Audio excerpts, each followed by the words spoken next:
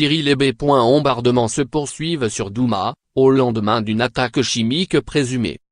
Les bombardements, qui visent pour la troisième journée consécutive les habitants de la dernière poche de résistance rebelle près de Douma, ont fait au moins 80 morts depuis vendredi, estime l'OSD, qui dispose d'un vaste réseau de sources sur le terrain.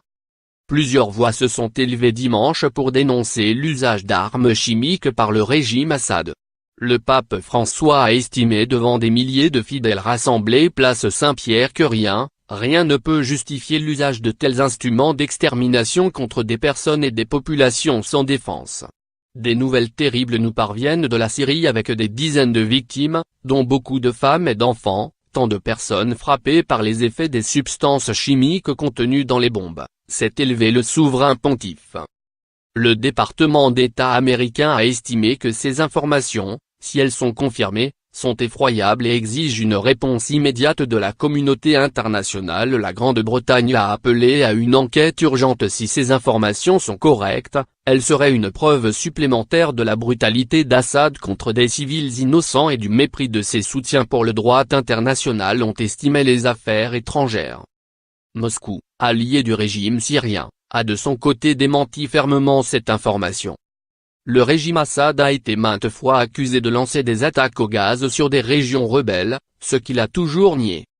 Selon les rebelles de Jaish al-Islam, qui contrôlent la Douma, les forces gouvernementales ont eu recours samedi à des armes chimiques contre des civils.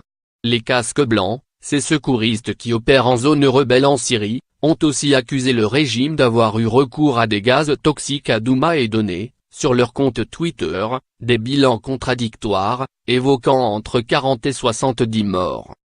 Dans un communiqué commun avec l'ONG Medical SAM, Syrian American Medical Society, ils ont, en outre, fait état de plus de 500 cas, en majorité des femmes et des enfants qui présentent les symptômes d'une exposition à un agent chimique.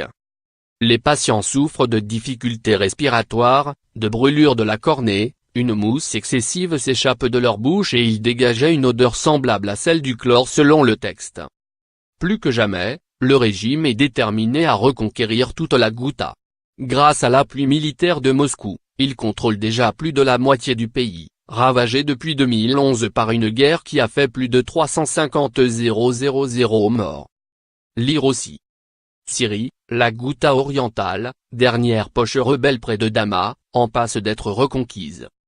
Les forces gouvernementales ont déjà reconquis 95% de l'enclave rebelle, à la faveur d'un pilonnage meurtrier initié le 18 février mais aussi d'accords d'évacuation parrainés par la Russie. Quelques 600 civils ont péri dans cette offensive.